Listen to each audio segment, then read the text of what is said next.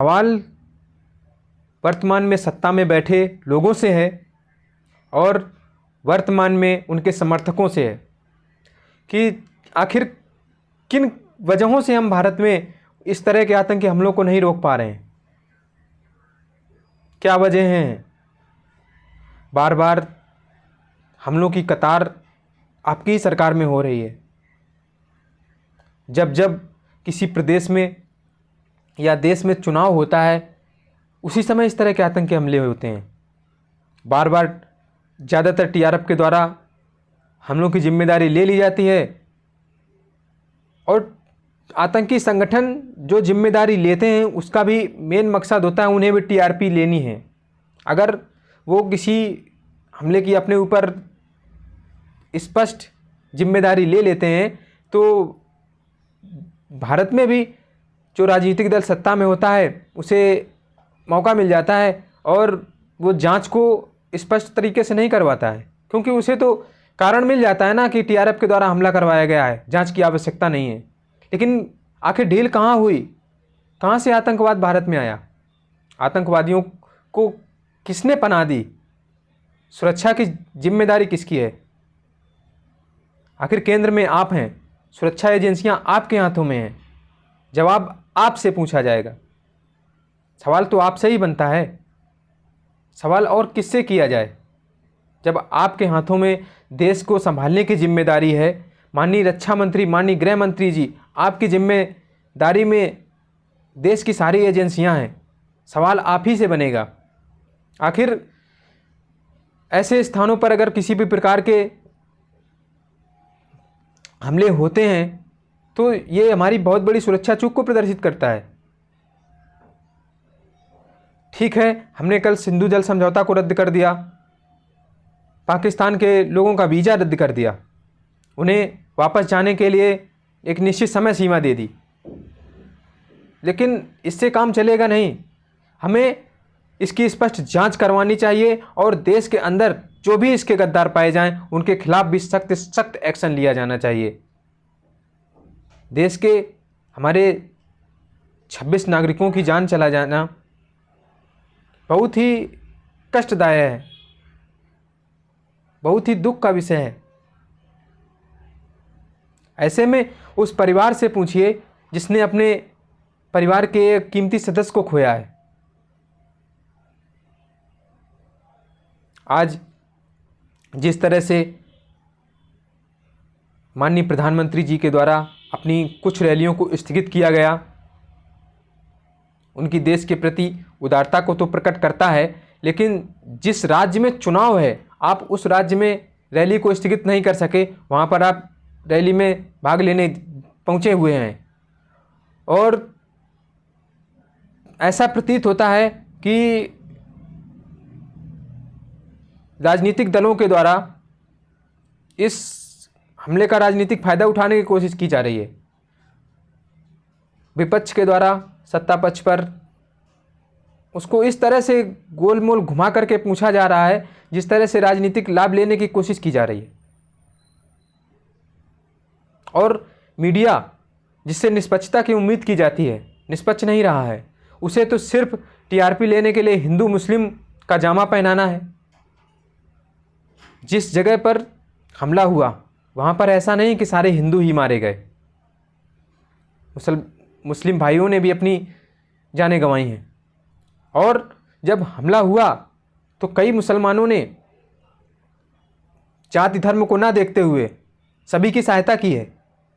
तो मीडिया को इस बात को उठाने की आवश्यकता है। अगर किसी एक परिवार के सदस्य पर गोली चलाई गई और उन लोगों से इस तरह की बातें पूछी गई, हिंदू मुसलमान के बारे में पूछा गया और गोलियां चलाई गई, तो हमें इस बात को चलाने की आवश्यकता इतनी अधिक नहीं है।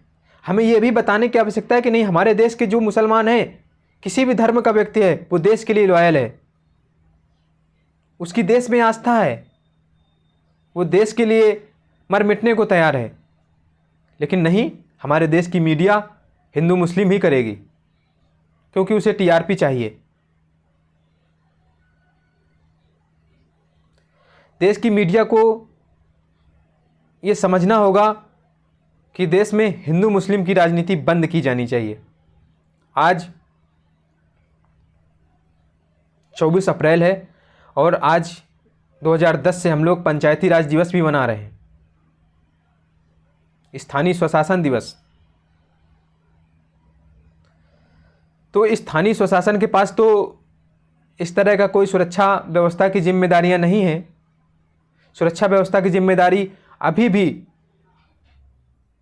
गवर्नमेंट के हाथ में है और स्थानीय स्वशासन को इस तरह की जिम्मेदारियां दी भी नहीं जा सकती।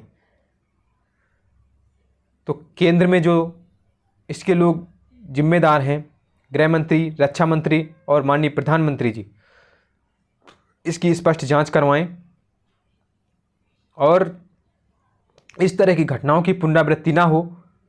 इसलिए हमें अपने खुफिया तंत्र को मजबूत करना होगा। हमें आवश्यकता है कि हम अपने स्थानीय इंटेलिजेंस नेटवर्क को बहुत ही मजबूत बनाएं। हमें आखिर जानकारी ही नहीं हो पाती और इस तरह के हमले हो जाते हैं। हमें आवश्यकता है ऑपरेशन कार्रवाई करने के समय। हमें रणनीति के तहत इसका बदला तो लेना ही है। जिस तरह से जम्मू कश्मीर में पहलगांव के लोगों को या जो भी वहाँ पर सैलानी मौजूद थे उन पर अचानक से कायराना हमला आतंकवादियों के द्वारा किया जाना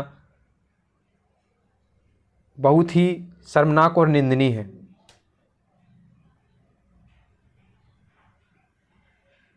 देश के प्रतिष्ठित चैनल वहाँ पर जाकर के हिंदू मुस्लिम का राग अलापते हैं और उस जगह के लोग भाईचारा और अमन की बात करते हैं। लेकिन नहीं, यहाँ की मीडिया जब तक हिंदू मुस्लिम ना कर ले तो उनको टीआरपी नहीं मिलेगी। और जिस टीआरएफ ने इसकी जिम्मेदारी ली है उसका संबंध जम्मू कश्मीर में एक आतंकी संगठन हमेशा सक्रिय रहा है, लश्कर-ए-तैयबा, उससे भी इसके संपर्क बताए जा रहे हैं। हमें देश की सुरक्षा एजेंसियों को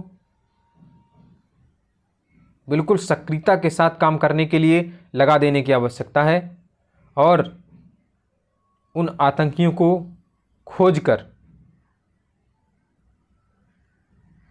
जिस तरह से उन्होंने हमारे लोगों पर निर्ममतापूर्वक व्यवहार किया है उनके साथ उसी भाषा में उन्हें जवाब दिए जाने की आवश्यकता है। उन्हें बिल्कुल भी बख्शा ना जाए।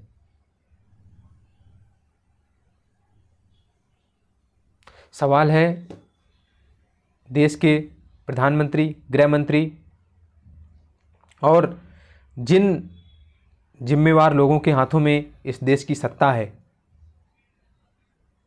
उन्हें अपने पार्टी के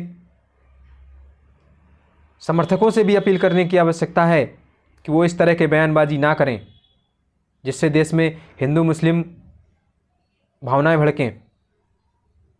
हम देख रहे हैं कि जब से हमला हुआ है प्रत्येक धर्म का व्यक्ति भारत के लिए बोल रहा है, भारत की बात कर रहा है, लेकिन नहीं, भारत की मीडिया और सत्ताधारी दल के समर्थक हिंदू मुस्लिम का राग अलापने में लगे हुए हैं। और अभी भी एक खबर आई कि भारत में जो एम्बेसी है दिल्ली में, वहाँ पर केक मंगवाए जा रहे हैं। इसका मतलब कि ये जो साजिश थी इसमें पाकिस्तानी सरकार का भी हाथ था। अच्छा हुआ हमने उनके साथ सिंधु जल समझौते को रद्द कर दिया, अर्थात स्थगित कर दिया है और उनके साथ बहुत सारे समझौतों को रद्द कर दिया है। उनके नागरिकों को 24 घंटे के अंदर भारत से जाने के लिए कह दिया गया है। 48 घंटे में वो भारत छोड़ दें और एम्बेसी को भी 1 हफ्ते के अंदर खाली कर देने की मोहलत दे दी गई है। ये ठीक है, आपकी सक्रियता को प्रदर्शित करता है, लेकिन ज़रूरत है